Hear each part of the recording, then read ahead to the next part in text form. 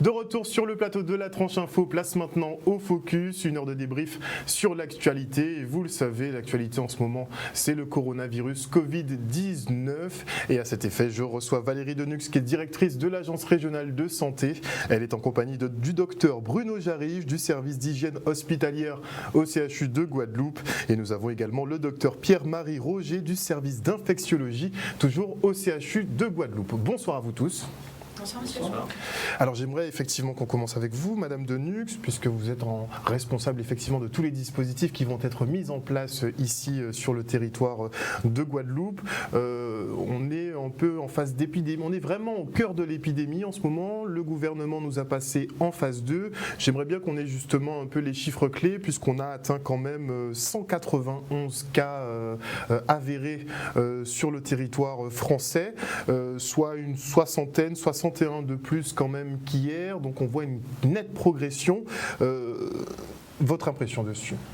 Alors déjà, je voudrais vous dire que nous ne sommes pas en épidémie en France, puisque c'est le niveau 3, l'épidémie. Nous sommes en phase pré-épidémique avec effectivement une multiplication des cas et on voit qu'il y a des zones localisées, ce que l'on appelle des clusters, avec des groupes de cas qui se font donc aux différents endroits. Mais ici en Guadeloupe, je le dis clairement, pour le moment, nous n'avons pas de cas. Les 3 cas que nous avons positifs se trouvent dans les îles du Nord. D'accord, d'accord. Mais est-ce qu'il y a un passage éventuel en phase 3 qui est envisageable ou envisagé? Écoutez, nous... Parce que le gouvernement l'a évoqué, c'est compliqué. Alors, je ne vais pas me positionner à la place du gouvernement, parce que c'est des décisions du niveau national. Évidemment, nous, en tout cas, on suit les directives nationales et évidemment, on fera comme on nous demande de le faire. Mais en tout cas, aujourd'hui, pour notre territoire, avec 3 cas, nous sommes en phase 2 et c'est très bien d'être en phase 2. Alors 3 cas avérés donc sur les territoires des îles du Nord, donc Saint-Barth, Saint-Martin. Où est-ce qu'ils sont localisés précisément? Ils sont sur Saint-Martin en ce moment? En fait, nous avons un patient qui se trouve à Saint-Barthélemy. Il est donc confiné chez lui, il respecte bien son confinement, il va bien. On prend bien sûr de ses nouvelles quotidiennement, il a des numéros de téléphone à appeler s'il a des soucis. Et puis nous avons ses parents qui se trouvent à l'hôpital de Saint-Martin et qui sont suivis bien sûr de manière très étroite aussi en isolement et qui vont bien aussi. Est-ce qu'ils ont été isolés suffisamment rapidement ou étaient en contact avec d'autres personnes? Alors nous travaillons actuellement justement sur les cas contacts. Donc il est recommandé de travailler sur les cas contacts immédiats, c'est-à-dire les gens qui ont vraiment été en contact de manière importante avec eux, par exemple des amis qui sont venus chez eux, qui ont dîné avec eux, etc. Donc ça, on les a identifiés et on travaille sur ces cas. Et évidemment, on les teste sur le plan du test biologique. Et puis, on a des gens qui ont pu être en contact indirect, pas longtemps, juste dire bonjour, et qui, eux, évidemment, ne sont pas, je dirais, dans la définition de l'analyse très poussée, mais en revanche, on leur donne des recommandations très claires, comme les gens qui reviennent de zones contaminées, définies de manière importante. Ils doivent faire suivre les recommandations qui sont, prennent leur température 2 fois par jour, ils se surveillent évidemment sur des symptômes, et puis ils appellent le 15.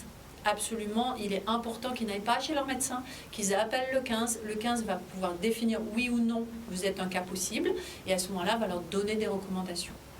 Alors il y a des interrogations sur les tests. Est-ce qu'on peut effectuer justement les tests ici en Guadeloupe maintenant? Et oui, absolument. Depuis ce week-end, donc depuis vendredi soir, l'Institut Pasteur de Guadeloupe, en lien avec le CHU de la Guadeloupe, sont en mesure de faire les tests.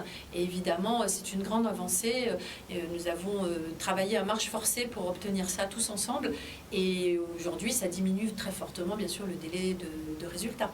Combien de temps à peu près pour obtenir des résultats? Quelques heures, une journée? Ça peut être quelques heures jusqu'à 24 heures maximum, parce que par exemple, dans les îles du Nord, il y a le délai d'acheminement. Donc il faut qu'on ait l'avion qui amène effectivement le prélèvement. Mais en tout cas, on est en capacité maintenant d'opérer ces tests. Très bien. Absolument. On va se tourner vers les professionnels de santé. Bonsoir messieurs. Que sait-on finalement sur ce coronavirus, donc un virus de la famille des coronas, ça on l'a compris, baptisé Covid-19, mais qu'est-ce qu'on sait concrètement sur ce virus? Par un infectiologue. Donc, qu'est-ce qu'on sait sur ce virus? C'est une famille effectivement qui est anciennement connue, source de rhume chez l'humain. Une pathologie aussi, des virus pardon, qu'on retrouve également chez les animaux.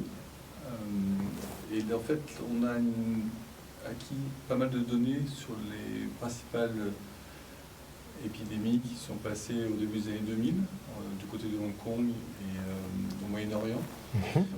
Deux épidémies des coronavirus qui ont montré des profils d'agressivité, si je puis dire, différents, puisque à Hong Kong, on avait une dizaine de pourcents de mortalité, loin d'être négligeable, et puis la souche de coronavirus de Moyen-Orient, c'est 30% de mortalité, donc c'est extrêmement important, mais bien moins de contagiosité, ce qui fait que ça n'a pas beaucoup fait de... La diffusion était moindre. Voilà, moins de diffusion, et c'est une chose qui est moins connue du grand public. Pour ce qui est de la souche qui nous concerne, bien évidemment, on observe une épidémie qui est mondiale et un grand nombre de cas. Donc la contagiosité est importante, mais la mortalité est bien moindre. Donc ce sont des virus qui sont connus, essentiellement de manifestations respiratoires, parfois quelques manifestations digestives, très très souvent de la fièvre, 98% des patients ont de la fièvre, donc c'est un marqueur pour nous d'infection évolutive. D'où les relevés de température 2 fois par jour. Tout à fait. Et puis, le fait aussi que, compte tenu que c'est une famille de virus connue, avec 2 épidémies importantes dans les années passées, les laboratoires se sont équipés en tests diagnostiques. Et effectivement, en quelques semaines, on a vu l'ensemble des laboratoires, bientôt de métropole, maintenant de Guadeloupe, qui sont équipés en tests dépistage rapide. Et effectivement, selon l'heure de prélèvement, on peut avoir le résultat en 2-3 heures. Donc on connaît bien le matériau génétique de cette maladie ? Oui, tout à fait. Tout à fait. C'est important, bien entendu, pour les tests, mais c'est aussi important pour une perspective thérapeutique. Justement, est-ce qu'un remède est en cours d'élaboration ? Alors, il y a 3 drogues potentielles. Une qui a aussi fait parler d'elle, la chloroquine. On en a beaucoup entendu parler. Médicament anti-paludéen. Il y a dans les molécules envisagées une molécule active contre le VIH, le virus de l'immunodéficience humaine. Et puis il y a surtout, du fait justement de ces épidémies que j'ai évoquées au Moyen-Orient et en Hong Kong, une molécule propre active sur le coronavirus qui est actuellement en cours de développement. On n'est pas au stade de la disponibilité et la large utilisation, elle est en cours d'évaluation. Donc on devrait attendre combien de temps avant de voir En fait, ce produit a été utilisé quelquefois en métropole, mais c'est beaucoup trop tôt pour en connaître la pertinence. Il ne faut pas perdre de vue que l'immense majorité des patients guérissent spontanément, comme une grippe. On parle de 99%, est-ce qu'on est juste sur le chiffre ? De 99% de personnes qui récupèrent spontanément. Oui, alors le taux de mortalité, si on soyons clairs, le taux de mortalité est estimé actuellement entre 1,5 et 2% des cas. Donc effectivement, ça veut dire que 98% guérissent de la maladie. Et donc, bien entendu, qu'il faut réserver les médicaments aux cas graves, surtout que potentiellement, certains de ces médicaments peuvent être associés à des effets secondaires. Donc il est hors de question de les distribuer largement au risque de développer plus d'effets secondaires que de bénéfices dans la population. Donc il faudra attendre toute une phase de test sur les êtres humains, concrètement. Test, et puis effectivement, pour qui et combien de temps. Alors, beaucoup comparent la grippe au coronavirus pour essayer effectivement, on va dire un peu d'apaiser les tensions, mais on constate effectivement quand même que le taux de mortalité est 20 à 30 fois supérieur. Qu'est-ce qui différencie vraiment une simple grippe de ce coronavirus finalement ? Alors, si on parle au point de vue clinique du diagnostic, rien. Très sincèrement, il est bien difficile de distinguer une grippe d'un coronavirus, enfin d'une infection à coronavirus. Vous parliez de mortalité. Je pense qu'il faut tout de même entendre que ces chiffres, ils sont pour l'instant un petit peu aléatoires, puisqu'on ne pourra avoir de certitude qu'avec l'ensemble des cas répertoriés, l'épidémie complètement analysée au bout du compte, parce qu'actuellement, ce qui est sans doute sous-estimé, c'est le nombre de cas peu ou pas symptomatiques, qui, bien entendu, comme ils sont méconnus, viennent augmenter le taux de mortalité. Si vous rajoutez les cas qui sont asymptomatiques, bien entendu, la mortalité baisse, puisque c'est des gens qui ne sont pas malades. Et donc, quand on dit c'est bien plus dangereux que la grippe A, je pense qu'il faut attendre les derniers chiffres. Mais s'il faut faire un pronostic, on part sur quelque chose de plus dangereux. Sur les premières données, effectivement, c'est plus dangereux que la grippe. Okay. Et en termes de contagiosité, c'est plus contagieux aussi que la grippe ? Non, ça semble plus contagieux la grippe. Aussi. la grippe est plus contagieuse. La grippe est plus contagieuse que le coronavirus. Ok, très bien. Est-ce que donc toutes les données finalement sont à l'étude en fait. En ce moment, on est vraiment dans une phase d'étude. Bien sûr, c'est assez intéressant d'observer qu'à quelques années de distance, dans la même famille coronavirus, on a eu 2 processus épidémiques, Hong Kong, le Moyen-Orient, avec des résultats, une dynamique différente, des résultats in fine différents en termes de mortalité. Et là, on a une 3e épidémie à Corona qui, elle aussi, semble bien différente. Donc c'est pour ça que je pense qu'il faut, pour avoir des chiffres un peu fiables, il faut attendre la fin de l'épisode épidémique. Alors qui viendra. Bon, il faut qu'effectivement ça se termine, ce serait bien pour tout le monde. Et on voit en fait, la Chine effectivement se vante d'avoir pu stabiliser plus ou moins les cas de coronavirus et de limiter aussi les décès. On voit que dans le monde entier, et surtout en Italie, on a de plus en plus de gros foyers qui émergent. On est dans quelle phase finalement de cette épidémie? On est dans la phase ascendante, on est dans une phase calme. Le on, vous parlez de... Parce que bien entendu, En Chine, il y a, semble-t-il, une diminution du nombre de nouveaux cas. C'est manifestement pas le cas en Italie et c'est manifestement pas le cas en France métropolitaine. Donc il y a différentes phases en fonction du moment d'installation, de diffusion du virus dans la population. Et nous, ici en France, on sera à quelle phase? Puisque ça a tendance à s'accélérer, donc on est dans une phase ascendante. Ce qui est dit, mon collègue Bruno fait le signe, c'est en train de monter, donc il y a une diffusion dans la population, et puis à un moment ça diffuse suffisamment pour qu'un grand nombre de personnes soient contaminées. À ce moment-là, on a le pic épidémique qui se déclenche. Ou on a des barrières suffisamment efficaces, et puis on ne dépasse pas cette phase 2 qu'évoquait notre collègue à l'instant, et à ce moment-là, on n'a pas le grand pic épidémique. C'est une possibilité. Alors c'est pour ça on peut encore l'éviter donc. Mais il faut l'espérer. Il faut l'espérer. Et c'est pour ça que la totale compréhension et application des mesures de précaution, d'évitement du virus, en fait, de diffusion du virus, sont vraiment importantes. Donc c'est pour ça que des règles qui ont été instaurées toutes simples, comme éviter de se serrer la main, éviter de faire la bise, se moucher ou éternuer dans ses coudes, ça paraît simpliste, mais en fait ça reste finalement l'un des seuls moyens d'endiguer la maladie. Oui, et puis faire en sorte que les sujets qui deviennent malades portent un masque. Parce que bien entendu, quand on parle, là je parle et en fait j'expulse du virus, je deviens contagieux, je suis contagieux. Donc le port du masque pour le patient est vraiment important. Et puis comme vous dites, l'hygiène des mains est fondamentale. On sait que tout le monde s'est un peu rué dans les pharmacies pour faire son petit stock de masques et les gels hydroalcooliques. On a d'ailleurs été voir les grossistes Guadeloupe qui ne sont pas très nombreux et qui sont en pénurie jusqu'à dans 2 semaines a priori.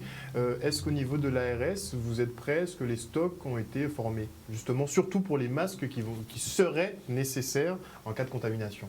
Alors, je vais laisser le docteur Jarige expliquer justement les masques parce que c'est très important de bien comprendre pour qui et quand on doit les utiliser. Au niveau de l'ARS, on a des stocks stratégiques, c'est-à-dire des stocks de réserve pour éventuellement distribuer des masques à ceux qui pourraient être indiqués. Est-ce qu'on a le volume de ces stocks? Est-ce qu'ils sont assez conséquents? Oui, ils sont assez conséquents. Maintenant, évidemment, si on devait avoir beaucoup de monde, la durée d'utilisation de ces stocks, c'est plus ou moins important. Mais en tout cas, on est en contact permanent avec le national et ils nous ont réapprovisionné la semaine dernière. Donc, on a des stocks, mais à utiliser évidemment de manière, je dirais, intelligente pour ne pas gâcher tous ces masques ou ces éléments de manière à ce qu'on puisse les utiliser à bon escient. Donc pas de distribution à tout va. Ah ben non, mais le docteur Jarry va vous expliquer l'utilisation des masques. Alors justement, on entend parler de ces masques, FFP1, FFP2, FFP3, comment ça fonctionne? Alors peut-être pour comprendre tout ça, il faut peut-être revenir sur la voie de transmission de la maladie. Donc pour être très clair, si moi je suis malade, si moi je suis porteur du coronavirus, j'ai 2 manières de vous le transmettre. La première, c'est de me rapprocher de vous, parce qu'on est trop loin l'un de l'autre là, et en étant face à face, en parlant suffisamment de temps, je peux vous transmettre mon virus si je l'ai, mais pour ça, il faut qu'il aille de ma muqueuse, de mon nez et de ma bouche qui respire, à votre muqueuse, de votre nez et de votre bouche, voire de vos yeux aussi, parce que l'entrée est possible à ce niveau-là. Donc ça, c'est la première manière pour que vous attrapiez mon virus si je l'ai. La deuxième manière, il faut bien comprendre, c'est que moi, je suis là, je contamine cette table, si je suis malade, et les particules de virus que je dépose sur cette table vont être capables de rester là quelque temps. Et si vous, après... C'est quoi le quelque temps? Puisqu'on psychote, on a entendu des 4 jours, des 5 jours, des jusqu'à 9 jours. Non, c'est plutôt quelques heures, parce que c'est pas un virus très, très solide, mais enfin, il peut survivre sur les surfaces, mais pas plus que quelques heures. Et donc, si vous venez, ou quelqu'un d'autre, venez poser les mains sur cette table, et si vous ramassez le virus, il ne se passe rien, puisque le virus, on ne l'attrape pas par la peau. Il se passe uniquement quelque chose si cette personne qui ramasse mon virus sur la table porte ses mains au visage. D'accord. Et c'est quasiment systématique. Ce qu'on fait tous inconsciemment des centaines de fois par jour. Donc, il faut bien comprendre ce qui se passe. Donc, la maladie ne s'attrape que par les muqueuses de la face, directement d'une muqueuse malade à une muqueuse pas malade, ou par une main qui ramasse le virus et qu'on s'inocule soi-même en touchant son visage, en se frottant le nez, tout ça. Voilà. Donc ça, il faut être au clair là-dessus, d'où les recommandations, les précautions qu'il faut prendre, une fois qu'on a compris ça, qui sont donc l'hygiène des mains. Parce qu'une manière de se débarrasser des virus qu'on a potentiellement ramassés en touchant une surface contaminée par un malade qui passait par là, surtout s'il est asymptomatique, une manière d'éviter cette acquisition du virus d'origine méconnue, parce que c'est un inconnu asymptomatique qui passait par là, c'est de jamais porter ses mains au visage après avoir touché une surface. Et donc c'est pour ça qu'il est recommandé de se laver les mains souvent, parce que tout le monde est censé se laver les mains à des moments importants de la journée, et là il faut multiplier les lavages des mains, parce que le savon et l'eau sont très efficaces pour se débarrasser du virus. Ça marche très très très bien. Et les fameux gels hydroalcooliques, il y avait des polémiques dessus. Et si on n'a pas accès à un lavabo et à un savon, c'est sûr qu'une solution alternative très utile, c'est par exemple, on est dans des transports en commun, si on est dans le métro à Paris ou dans les bus en Guadeloupe, dans ce cas-là, l'alternative, si on n'a pas d'eau et du savon, c'est de se frictionner les mains. Mais encore une fois, si on se frictionne les mains dans cet objectif-là, il faut toujours se frictionner les mains entre la surface et son tripotage du visage. Parce que si on se tripote le visage et qu'après on se fait la friction des mains, c'est trop tard. On s'est mis le virus au niveau de ses muqueuses. Donc il y a beaucoup d'habitudes spontanées à revoir. Il faut optimiser l'hygiène des mains et bien penser que l'hygiène des mains, que ce soit par le lavage simple des mains avec du savon simple ou avec la friction, c'est après avoir eu le sentiment de ramasser un virus sur une surface, voilà, avant de porter la main au visage. D'accord. Donc ça, c'est important. Alors après, une fois qu'on a dit l'hygiène des mains, qui est très importante, il y a le problème des masques. Voilà. Donc le masque qui est recommandé, c'est celui-là, qui est un masque donc, de soins, le même qu'à l'hôpital, qui est soit avec des élastiques, parce qu'il est facile à mettre par quiconque en aurait besoin. Et puis il y a une variante avec ce même masque, mais avec des lanières. Mais c'est plus compliqué à mettre parce qu'il faut savoir mettre des nœuds en haut de la tête et au niveau du cou. Donc en pratique, on a ces masques de soins en quantité dans les zones de soins et dans le stock État qui est à l'ARS. Et ce masque de soins n'est utile que pour une liste assez restreinte d'indications. Donc la première, la plus importante, c'est, et ça c'est dans la vie normale, le coronavirus n'existant pas, il y a une règle de base qui est très fréquemment faite en Asie, mais qui est peu faite en Europe, c'est que quand on est tousseur, on met un masque. Donc le tousseur doit se mettre un masque pour ne pas contaminer ses proches, que ce soit dans la vie domestique, dans la vie publique ou dans la vie du soignant à l'hôpital. Il met ce masque pour ne pas contaminer les autres. Donc ce masque, on ne le met que si on est tousseur, et bien sûr, encore pire, si on est tousseur fébrile, il faut porter des masques. C'est pour ça qu'il faut avoir des masques accessibles pour les patients qui sont symptomatiques. Symptomatiques, c'est-à-dire fièvre et tout. Combiné. D'accord ? Avec une température. Voilà. Donc ça, c'est ce masque-là qui est mis. Alors l'autre indication, c'est pour les sujets contacts dont on parlait, les sujets malades, donc ceux qu'on met en confinement à domicile ou à l'hôpital, ils portent ce masque-là. D'accord. De la même manière qu'un soignant qui a la grippe, s'il vient travailler, parce qu'il n'est pas trop fatigué pour venir travailler, il met un masque pour travailler, pour ne pas contaminer les autres. Voilà. Et l'autre masque, qui est un appareil de protection respiratoire, qu'on appelle le masque canard, donc qui enveloppe à la fois le nez et jusqu'au menton en dessous. Ça, c'est un masque qui est étanche et qui empêche l'aérosol de virus de rentrer vers le sujet qui s'approche du malade. Et ce masque n'est utile que quand on soigne les malades. Et même quand on soigne les malades de manière particulière, c'est-à-dire de manière très rapprochée, avec des actes qui génèrent des risques d'aérosolisation. C'est-à-dire, je l'aspire, je fais le fameux prélèvement. Quand on met un écouvillon dans le nez d'un patient suspect, ça va déclencher de la toux. Donc le soignant qui fait le prélèvement, il a un masque de protection qu'on appelle P2.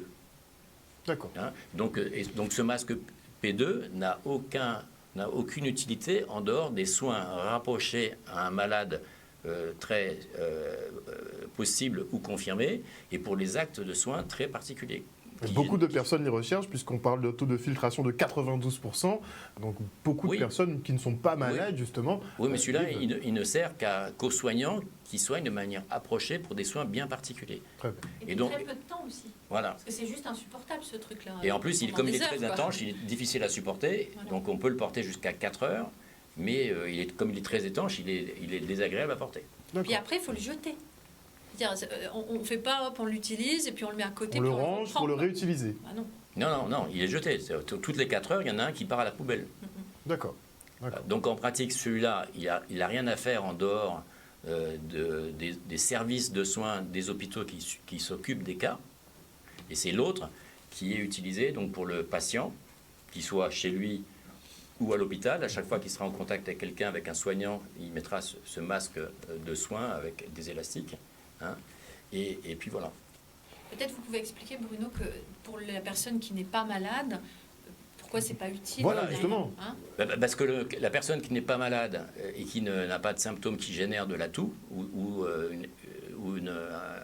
une émission de particules virales, il n'y a rien à arrêter, donc ça ne sert à rien de mettre un masque.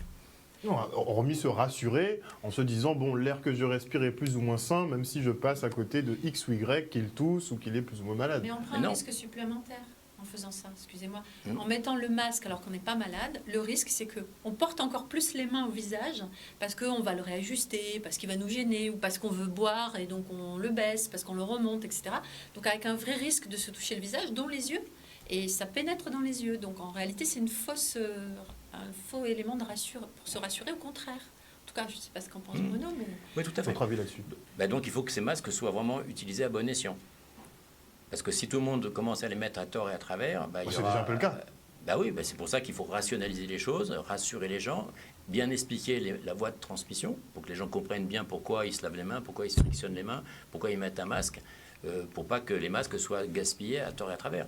En métropole, dans les régions où il y a beaucoup de cas, comme dans l'Oise ou dans la Haute-Savoie, c'est sûr que ces masques-là, s'ils sont gaspillés à tort et à travers, ça va être un problème, parce que tout le monde sait qu'au niveau international, cette épidémie en Chine pose pas mal de problèmes, que les producteurs de masques principaux sont basés en Chine. Même si la France a réactivé des usines pour fabriquer des masques de soins ou des masques de protection respiratoire. Donc il ne faut pas gaspiller ces masques qui sont très utiles et très importants pour contrôler la source et pour protéger celui qui se rapproche de la source.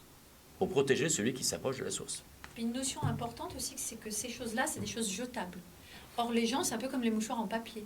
On prend le mouchoir en papier, on se mouche, puis on le met dans la poche, puis on le réutilise une autre fois, puis on le réutilise une autre fois, etc. Il n'y a rien de pire. Je veux dire, le mouchoir en papier, on l'utilise, hop, on le jette à la poubelle. Directement. Et le masque, le risque, c'est qu'on le mette, on l'enlève. Je parle des gens pas malades qui vont faire ça, puis qui vont le poser, puis qui vont le remettre. Et puis, imaginez qu'ils le posent justement sur la fameuse surface.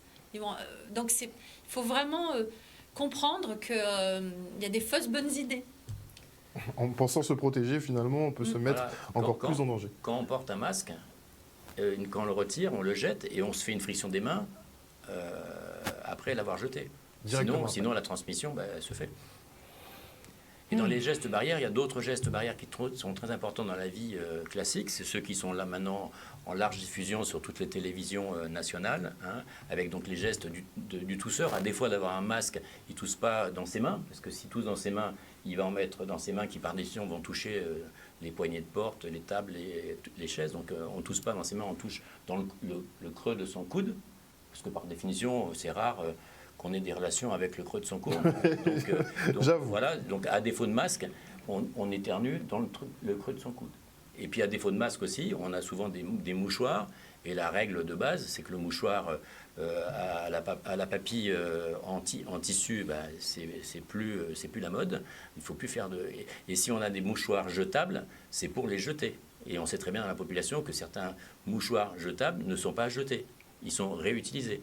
Et donc, ils font l'inverse de ce qu'on croit faire. Donc, dans cette période d'épidémie de grippe, et peut-être de coronavirus, il est très de grippe, important. de dengue et peut-être de coronavirus.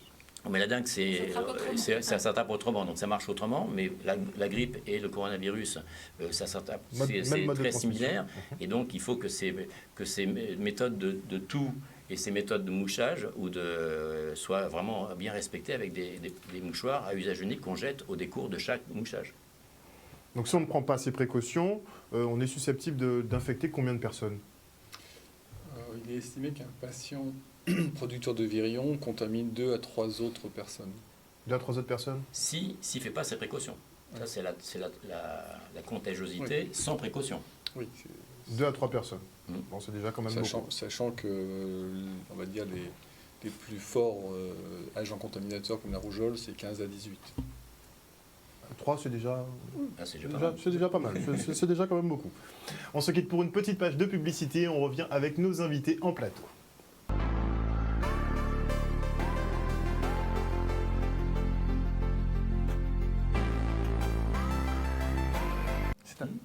De retour sur le plateau du Focus, nous sommes toujours en présence de Valérie Denux, directrice de l'Agence régionale de santé. Elle est en compagnie du docteur Bruno Jarige du service d'hygiène hospitalière au CHU de Guadeloupe. Et nous avons également le docteur Pierre-Marie Roger du service d'infectiologie, toujours au CHU de Guadeloupe. On en parlait justement hors plateau. Il y a donc cette psychose autour de ce coronavirus qui se transmet assez simplement finalement, un peu trop facilement même peut-être. On a eu ces cas de contamination donc à Saint-Martin et à Saint-Barth, mais des contaminations finalement qu'on peut qualifier d'internes puisque ce ne sont pas des étrangers finalement qui ont contaminé les personnes sur place. Oui, absolument. En fait, on craignait tous beaucoup la venue des personnes de zones dites à risque. Dont Chine. Les Italiens. Voilà, en Chine au début, puis l'Italie. Et en réalité, nous avons eu des cas positifs venant de France métropolitaine pour visiter un résident. Donc, je veux dire, c'est un cas classique. C'est-à-dire qu'on a beaucoup de Guadeloupéens qui se rendent en métropole et qui reviennent chez eux naturellement. Et puis, on a beaucoup de résidents qui reçoivent aussi des visites de leur famille.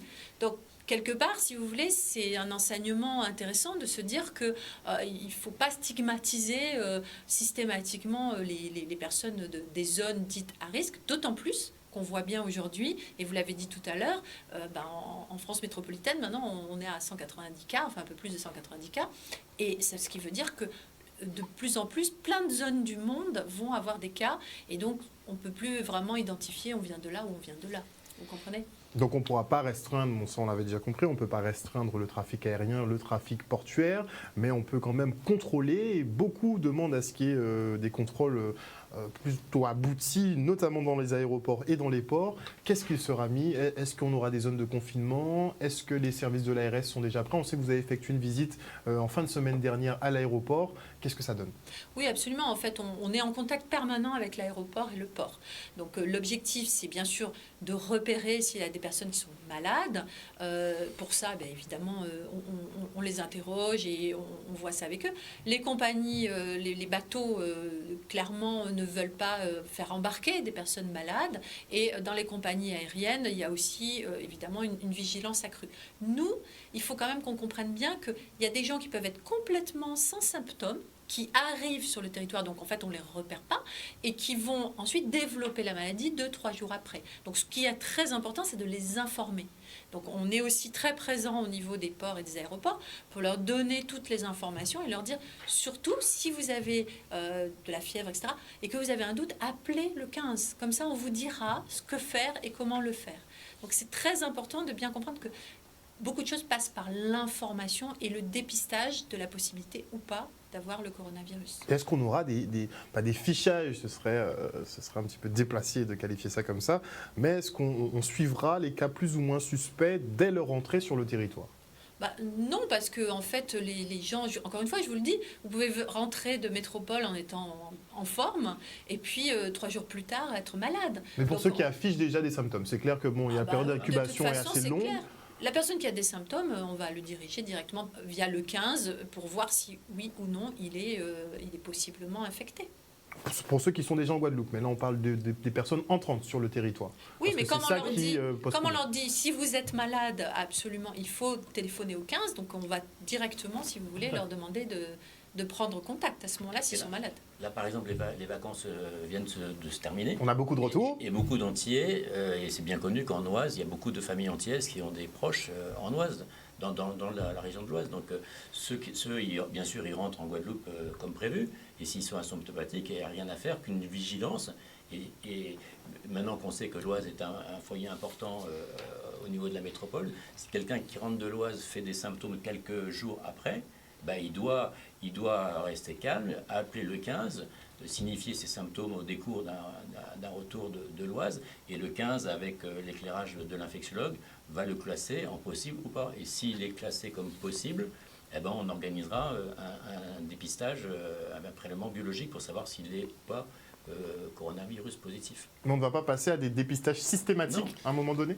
Ben non, parce que sinon, il faudrait dépister tout le monde et ça n'a aucun sens. Ça n'a aucun sens. Et puis il y a une liberté, je veux dire, quelque part, vous n'êtes pas contraint de faire une prise de sang, d'une part, et d'autre part, l'Institut Pasteur ne serait incapable de faire face à Gérer la autant de demandes. totalité, évidemment. Donc c'est juste pas faisable. Si je peux me permettre, il faut, pour revenir un peu en arrière et comprendre ce qui s'est passé sur les îles du Nord, un comeback et tenir compte du facteur temps dans l'épidémie. Bruno l'a évoqué il y a un instant. L'Oise, quand on regarde la carte des cas en France, le département de l'Oise est vraiment l'épicentre. En tout cas, sur 190 cas, un grand nombre provient de ce département. Si vous avez quelqu'un qui revient de l'Oise et qui présente des symptômes, à un moment ou un autre, proche de son retour, en fait, dans les 14 jours qui suivent son retour, il est fortement suspect que ce soit un coronavirus, auquel cas, quand il appelle le 15, on l'amène vers l'hôpital pour qu'il soit prélevé et effectivement détecter que ce soit du coronavirus ou pas, ou une grippe. En tout cas, là, on a un facteur épidémiologique, la provenance de la région de l'Oise est extrêmement concernée. Si le virus, et c'est en train de se passer, diffuse à l'échelle nationale, bien entendu que cet repérage sur la carte de la France des points d'émergence des virus va s'estomper. Et à ce moment-là, il faudra, tout patient avec un syndrome grippal sera suspect de coronavirus et devra être prélevé. D'office. Oui. Parce qu'en fait, si on S'il veut a des couper à symptômes. l'épidémie, il faut lui proposer, s'il est bien entendu pas grave, de rester à la maison en confinement et pas aller contaminer les amis, les gens au travail, etc. Alors les Chinois, ils ont pris des mesures drastiques. Bon, ils enfermaient effectivement leurs ressortissants chez eux pendant une quinzaine de jours à minima. Mais sur la période d'incubation, on est plus sur du 15 jours, du 21 jours, On est 2 semaines, 3 semaines. Entre 1 et 14 jours.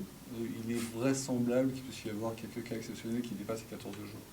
D'accord, mais c'est plutôt 15 jours, on va dire. 14. 2 semaines, sur 2 semaines. En fait, globalement, c'est de 1 à 14 jours après le contact que les gens peuvent montrer des symptômes. Et le pourcentage de personnes asymptomatiques, il est de 1%. combien? 1%. Il y a 1%. une grosse publication chinoise sur plus de 70 000 cas la semaine dernière qui a été publiée, et c'est 1% de forme asymptomatique. 1%. C'est pas beaucoup. Asymptomatique dans le sens où ils développeront jamais la maladie. Justement. Et bien entendu qu'ils vont se débarrasser du virus. L'immunité s'installe néanmoins et se débarrasse du virus. Il n'y a pas de portage chronique. Donc c'est pas... En tout cas, jusqu'à maintenant, ça n'a pas été démontré comme pouvant passer à la chronicité. Mais comme tout virus, il faut attendre qu'il s'évacue. Soit on a un traitement, C'est ça. soit on attend qu'il s'évacue Alors, naturellement. il y a des virus qu'on n'arrive pas à évacuer, comme vous dites. Mais beaucoup de virus sont tués par l'immunité. On a un système immunitaire qui est extrêmement performant. Il faut lui faire confiance. Mais on ne sait pas encore si on peut avoir des cas de récidive, si une fois qu'on a eu le corona, on pourra le revoir un peu comme la grippe. Vraisemblablement, non. Mais c'est trop tôt pour le dire. Il y a beaucoup de choses encore à apprendre sur cette maladie finalement. Ah, on va en venir sur les mesures qui seront prises, notamment au CHU de Pointe-à-Pitre. Beaucoup s'interrogent, puisque bon, on sait qu'on a passé un épisode assez douloureux avec l'incendie de cet outil de santé. Est-ce qu'on est réellement prêt au CHU à accueillir les patients, même en nombre? C'est sûr que depuis l'incendie, on a un CHU plus complexe, puisqu'on a perdu et on a toujours perdu une centaine de lits sur les 600 lits habituels. C'est sûr que c'est plus compliqué parce qu'on est sur plusieurs sites, puisque vous savez qu'on a des patients du CHU qui sont à Palais-Royal, d'autres qui sont aux Eaux Claires, d'autres qui sont à la Polyclinique. Donc c'est sûr que c'est déjà compliqué au quotidien. Et c'est sûr que cette menace d'épidémie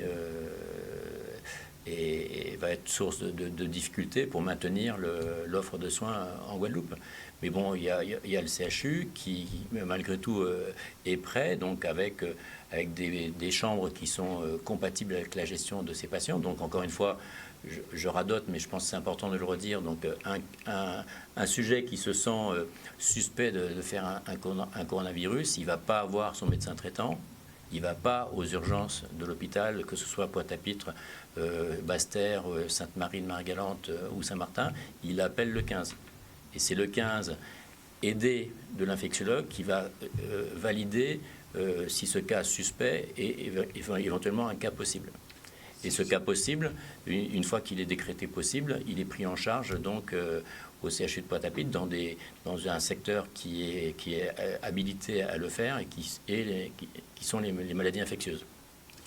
Si je peux me permettre, ce qu'explique Bruno, ça correspond à notre phase actuelle de maladie ou de fréquence de maladie.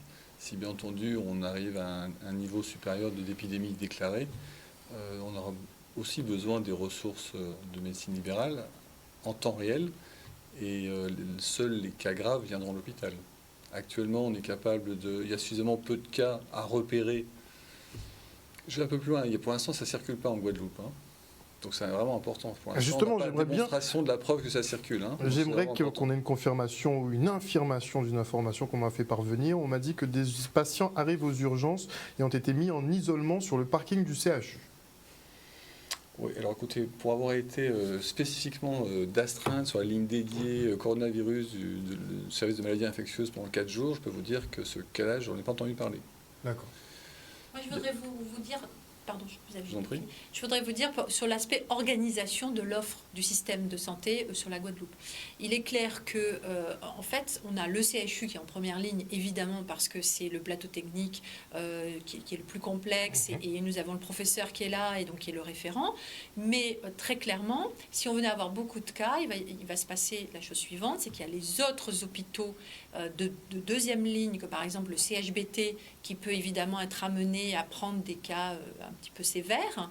Et nous avons des hôpitaux de troisième ligne qui peuvent aussi être utilisés pour hospitaliser des personnes. Et enfin, toutes les personnes qui ne seront pas graves, qui auront cette maladie mais qui ne seront pas graves, on les isolera à la maison, et il y aura forcément un suivi, une surveillance à faire, téléphonique, mais aussi par des professionnels qui passeront chez eux les voir. Donc on est vraiment dans une organisation qui est une organisation très planifiée, très organisée. C'est vrai que le CHU a moins de capacité aujourd'hui, mais comme le disait le professeur tout à l'heure, la majorité des cas ne sont pas graves. Donc en fait, on va pas tout mettre à l'hôpital. Parce que sinon, on arrête le reste des activités qui sont importantes aussi. Il y a les autres soins à faire. La vie ne s'arrête pas avec le coronavirus sur l'aspect prise en charge des maladies. Donc il faut absolument qu'on préserve la prise en charge normale des maladies et qu'en même temps, on fasse face à l'épidémie. Donc il est clair que la majorité n'étant pas grave, on ne va pas tout mettre à l'hôpital. Ça, c'est très important. Mais il y a aussi les autres hôpitaux. La preuve, regardez, l'hôpital de Saint-Martin fait le travail actuellement avec les 2 parents. C'est vrai qu'on s'attendait à un transfert ici au CHU de Pointe-à-Pitre. Ils ne sont pas graves, ils sont stables. Il n'y a pas de raison de les transférer au CHU dans un endroit pour cas plus sévères, quoi. Mais au CHU, on a des spécialistes justement en immunologie, en infectiologie. Mais est-ce que les médecins de ville qui seraient appelés en renfort, eux, sont formés? Mais bien sûr, ils sont formés. Bien sûr qu'ils sont compétents. Ça ressemble à la grippe. Donc c'est quelque chose qui est entre guillemets banal. Après, devoir distinguer grippe et corona, ça relève d'un test de biologie moderne, de biologie moléculaire, dont on a un résultat en quelques heures. Donc tout est en place pour pouvoir gérer efficacement l'épidémie à venir, encore une fois, à venir. Je crois qu'il faut insister sur le fait que, tant mieux, notre territoire pour l'instant est indemne. C'est vigilance. Mais il y a beaucoup de fatalistes. Vigilance et prévention. Vigilance et prévention. Le bon cocktail qui peut nous aider au moins à limiter la propagation du virus. Tout à fait. Ce qu'on disait tout à l'heure, c'est qu'il faut stopper tous ensemble cette propagation par les gestes simples. Et puis il y a aussi ne plus se dire bonjour en se faisant la bise et ne plus se serrer la Ça main. va être difficile pour beaucoup, hein. Certes, mais Parce que c'est un peu un réflexe, ça fait partie de nos réflexes. c'est vrai que c'est un réflexe, mais il faut vraiment qu'on apprenne ça parce que c'est pour soi-même et pour l'autre déjà. Et puis ensuite, voilà, on met la main sur le cœur ou on fait autrement comme on veut pour dire bonjour, pour montrer qu'on est attentif à l'autre. Mais il faut clairement pas faire ces deux gestes, quoi, serrer la main et faire la bise. Éviter donc un peu les contacts humains en ce moment. Toujours au niveau de la maladie, parce qu'on aime bien en savoir plus pour se prévenir au maximum, est-ce que les températures jouent un rôle, qu'elles soient positives ou négatives? Vraisemblablement, je ne peux pas vous répondre formellement. Vraisemblablement que la température va modifier la cinétique de la maladie. Avec le retour des températures à la hausse, effectivement, c'est un moyen d'espérer une régression de l'épidémie. Donc ça tendrait plutôt vers le positif. Oui, tout à fait. Ok. Mais à nos températures, ça marche aussi. Ça devrait. Devrait. Est-ce que la communauté scientifique est plus ou moins pas sereine, mais est-ce que vous avez quand même des études encourageantes, globalement? Alors, c'est vu la masse de patients en Asie, ce sont nos collègues chercheurs et médecins chinois qui vont mener le combat, très clairement. Quand vous avez une centaine de cas ou 200 cas en France et que vous avez des dizaines de milliers de cas en Chine, et comme disait notre collègue marseillais, les moyens techniques et le savoir-faire ne manquent pas en Chine. Je pense que les nouvelles acquisitions de données fiables sur cette maladie vont venir de ce pays. Bon, on attend. Mais la communauté scientifique et médicale partage, donc ça va aller vite.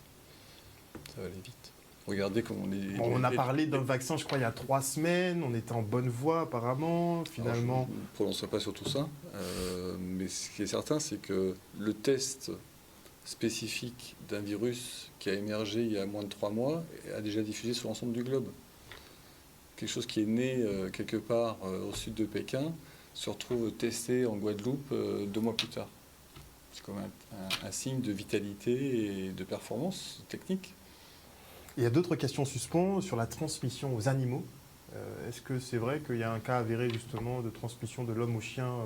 Alors c'est surtout qu'a priori, ce sont des virus qui existent chez les animaux et qui peuvent être transmis vers l'homme. Ce sont des anthropozoonoses, que ce soit par le contact. Donc ils n'ont qu'un effet sur les animaux, mais nous... Oui, mais c'est pas propre à ces virus. Il y a énormément d'exemples en bactériologie, en parasitologie et en virologie d'infections qui passent de l'homme à l'animal et de l'animal à l'homme. C'est un classique de la médecine. Et à l'origine, ce virus vient de l'animal. Tout à fait. Justement, on parle de chauve-souris qui l'aurait transmise au pangolin et le pangolin qui aurait été ingéré par l'homme. Ça, là-dessus, tout le monde, la communauté scientifique est d'accord là-dessus. Je pense que ça reste encore une hypothèse. Je pense que les faits épidémiologiques viendront et expérimentaux viendront expliquer tout ça a posteriori. Oui. Il faut un petit peu de temps quand même pour asseoir définitivement les explications. On parle en semaines, on parle en mois. En mois. En quelques mois. En mois. Donc on est vraiment au début, on est vraiment près. Oui, il faut prendre conscience qu'on est au début d'une épidémie et qu'en quelques semaines, encore une fois, on a déjà beaucoup de moyens de diagnostic, de moyens de contrôle. Et puis, je pense effectivement qu'à moyen terme, on devrait avoir des moyens thérapeutiques, de vrais moyens thérapeutiques. Oui, il faut bien comprendre que ce virus n'existait pas. On ne le connaissait absolument pas. Il est complètement nouveau, c'est donc ce qui est vrai aussi. Le travail a été fait de manière impressionnante. Mais au sein d'une famille connue. Certes, mais c'est vrai qui ont des fonctionnements différents, qui peuvent avoir des fonctionnements différents. Ça veut dire protéines différentes, ça veut dire protéines de fonctions différentes. Et donc forcément, il faut l'étudier lui spécifiquement pour avoir les bonnes armes et les bons vaccins. Et on n'est pas à l'abri d'une mutation du virus non plus. Sans doute. Enfin, tous les virus ont une grande capacité à muter. Quand un virus se multiplie, il n'y a pas... donc il multiplie son matériel génétique. De 1, il en fait 2. Et il n'y a pas de vérification de la qualité de la copie, en fait. Donc il y a plein de mutations qui sont faites un peu par hasard. Et si la mutation lui est favorable, il la garde. Non, bon, on ne demande pas ça. Moi, je voudrais insister sur un point, c'est celui de protéger nos populations fragiles. Ça me paraît important, puisqu'il nous reste peut-être pas encore beaucoup de temps. Mais qu'est-ce qu'on qualifie justement comme population fragile? Les très jeunes, c'est les nos personnes âgées? C'est les personnes âgées et les personnes malades qui ont des maladies chroniques. C'est ceux qui, entre guillemets, payent le plus la note en cas de maladie. Donc les mesures barrières qu'on a évoquées tout à l'heure, elles sont très importantes, d'autant plus qu'on a une personne fragile autour de nous ou une personne âgée. Donc, entre autres, par exemple, mais c'est comme pour la grippe, hein, dans la vie normale déjà, on n'est pas censé aller voir sa personne âgée dans une EHPAD si on est malade. Donc, en cette période, c'est encore plus important. Si on va voir ses parents dans une EHPAD, dans une maison de retraite, on n'y va que si on est bien portant. Et là, on va rajouter un critère aujourd'hui, c'est que si on revient d'une zone à risque, eh ben, on ne va pas voir sa personne âgée dans l'EHPAD en attendant les 14 jours requis. Mais qu'est-ce qu'on entend par zone à risque maintenant, vu que ça se diffuse un peu partout? Jusqu'à présent, c'était la Chine, l'Italie, l'Iran, le Japon, et on rajoute maintenant au moins l'Oise, puisque l'Oise est quand même un foyer important au niveau de la métropole. Donc, ça va très vite en fait. Ouais. Il faut bien comprendre que... On a vu l'accélération ces 2 dernières semaines. De jour en jour, si vous voulez, on a des zones nouvelles en métropole ou en Allemagne. Voilà. Donc voilà, à partir du moment où il y a des cas connus dans les endroits d'où on vient, il vaut mieux être prudent. Effectivement. Je crois qu'au niveau des enfants, c'est important peut-être, professeur, de dire qu'ils sont un petit peu moins touchés a priori. Oui, sans qu'on ait d'explication très claire, effectivement, dans les grandes séries publiées par nos collègues chinois, la population pédiatrique est vraiment très peu représentée. Et j'évoquais un travail publié la semaine dernière avec plus de 70 000 cas analysés, et les moins de 10 ans faisaient 2%. Donc ils sont vraiment sous-représentés. Et aucun mort. Et aucun décès, et semble-t-il pas du tout dans la première enfance chez les nourrissons, aucun cas. Donc c'est une surprise épidémiologique, il faudra sans doute creuser pourquoi, comment, mais toujours est-il que c'est effectivement essentiellement une pathologie de l'adulte et potentiellement dangereuse pour ceux qui sont malades du cœur, des poumons, des reins. On a bien compris, ces personnes affaiblies sont plus exposées puisque ça attaque le système respiratoire. Mais quand on est jeune, on va dire une vingtaine d'années, on n'est pas à l'abri effectivement d'avoir une forme sévère de coronavirus. Oui, les pourcentages en fait ne veulent pas dire grand-chose. Hein. Pour un individu, c'est oui ou c'est non. Ça passe ou ça casse. Exact. Mais globalement, quand on regarde la morbimortalité, elle grimpe avec l'âge. Ok. Parce qu'on a eu un petit cas en Iran, une demoiselle de 23 ans. C'est vrai que personne ne s'y attendait, puisqu'on disait « ce sont les très jeunes et les très âgés qui sont touchés ». À la fois, on ne sait pas exactement quelle était sa situation médicale, cette dame-là. Donc voilà, il faut prendre avec précaution. Mais tout est possible. On a malheureusement eu le décès en Martinique d'une jeune fille de 18 ans, je crois, ou 17 ou 18 ans, de la dengue. Ce n'est pas habituel non plus. Donc il y a des cas un petit peu exceptionnels. Mais clairement, c'est plutôt les personnes fragiles ou les personnes âgées qui sont plus touchées. Ceci étant, il faut qu'on soit tous prudents, évidemment. Alors la prudence qui peut aller jusqu'à quel point? On va partir sur un scénario catastrophe avant de se quitter. Disons qu'il y a une personne infectée qui n'a pas suivi les réglementations, qui n'a pas appelé le 15, qui se rend au CHU de Pointe-à-Pitre. On constate effectivement qu'elle a le coronavirus. Elle est déjà passée par les urgences, elle a déjà touché des personnes, elle s'est déjà entretenue avec quelqu'un. Qu'est-ce qu'on fait? On bloque le service, on isole tout le monde, on met en quarantaine tout le monde. Qu'est-ce qui se passe? Non, mais j'espère que ce cas que vous décrivez n'arrivera pas. Puisque, à la fois parce que la population est renseignée, à la fois parce que nous sommes vigilants à l'hôpital, on ne laissera pas quelqu'un avec un syndrome grippal fébrile arriver dans le service d'urgence et y tousser pendant une demi-journée et contaminer tout le monde. Non, je crois qu'on fera attention. On fait attention. Pas au futur, on fait attention, c'est au présent. En tout cas, nous, on a mis en place à l'ARS une cellule justement de suivi des contacts. Donc, dès qu'il y a des contacts étroits, évidemment, on fait des enquêtes autour de ces contacts étroits. S'il y a eu des contacts moins étroits, il faut quand même que, comme le disait le docteur Jarige, il faut quand même qu'on ait eu un échange à proximité pendant quand même plusieurs minutes. Et puis ensuite, évidemment, si les personnes pensent avoir été en contact, il faut qu'elles suivent les consignes de la température, etc.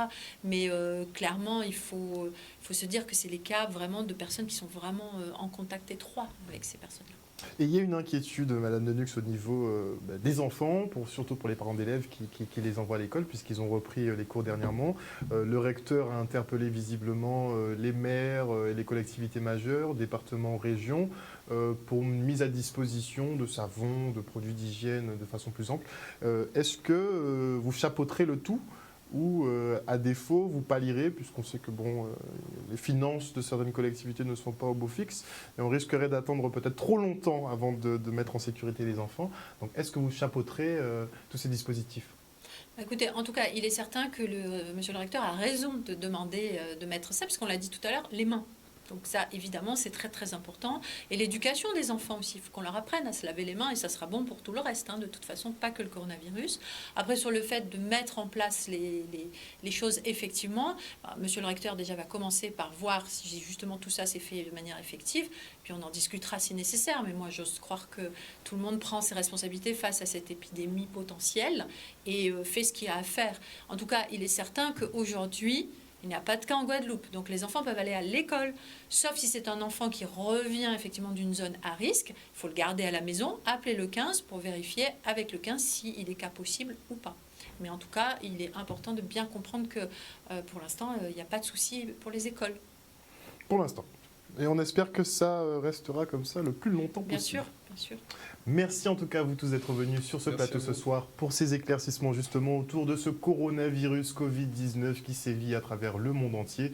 Vous l'aurez compris, les premières mesures sont effectivement, si vous avez des problèmes respiratoires, une toux assez forte et une température fiévreuse, eh bien contactez le 15. N'hésitez pas à vous laver les mains 10 fois par jour. Évitez de faire la bise à vos proches ou à vos collègues. Les contacts sont à éviter en ce moment. C'est compliqué, mais effectivement, ça peut beaucoup aider dans l'évitement de la propagation de ce virus. Merci à vous tous qui nous avez suivis pendant cette émission. On se retrouve demain à 18h30. Ciao. Merci.